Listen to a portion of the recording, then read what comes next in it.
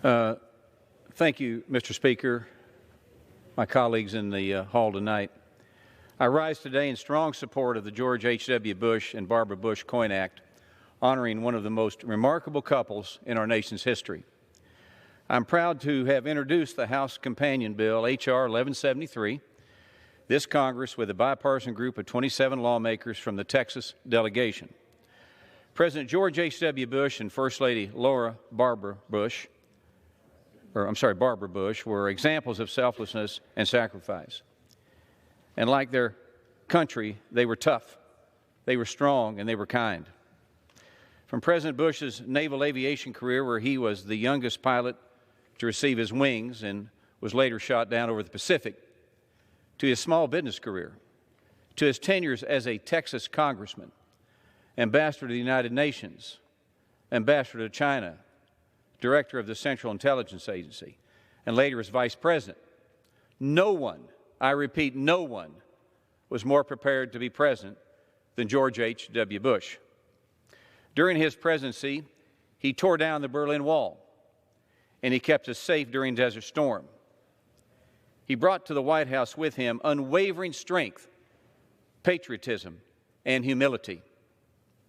An example of the latter that comes to my mind when shortly before the USS George H.W. Bush, or CVN 77 as it's called, was completed, several of us on the board of directors went to President Bush's Houston office to let him know how the ship was doing and it was almost ready. Upon learning of its status, he put his head in his hands and said, "This is one of the nicest things that has ever happened to me." He was the embodiment of a gracious warrior. And tonight I wear this tie that is the tie of CVN 77 to remind me of that event and in his honor. He lived life feverishly. Later in his life, when President Bush turned 80, he celebrated his birthday, dubbed as 41 at 80, by jumping out of an airplane from 13,000 feet at College Station, and he did it twice. They were his fourth and fifth jumps, and I was honored to shake his hand upon a landing. For those who knew the Bushes, their love for country was only surpassed by their love of each other. George and Barbara Bush were married for 73 years in one of the greatest love stories of our time. From their very first meeting to the decades of life and family they shared together, the Bushes personified devotion and the truest expression of love. President Bush and I were often able to share our passion for Americans' favorite pastime.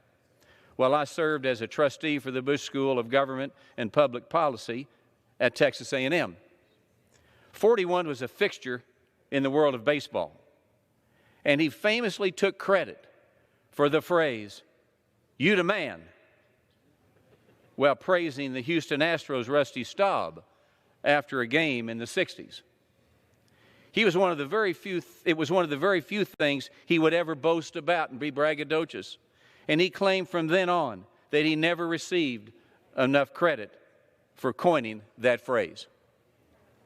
I also had the great privilege of awarding him the College Baseball Hall of Fame induction trophy in his Houston office a few years ago for his esteemed and great career he had playing for Yale at first base and playing in the College World Series.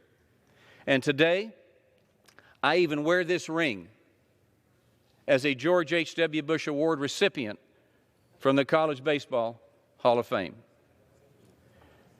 President Bush taught my daughters how to play basketball in Kennebunkport, preparing them for their future junior high and high school careers. He most notably taught them the falling leaf shot. I think this is about how it looked, which in his mind would make them all-stars if mastered, while they wore the tennis shoes as they practiced given to them by Mrs. Bush. First Lady Barbara Bush was a force of nature, and she carried the mantle of trusted advisor and family matriarch with unfailing grace. She displayed true dedication to her country and her family in every phase of her life. And to this day, one of the most meaningful memories was President Bush often saying, "Thank you for being a friend to my family and a friend to my son."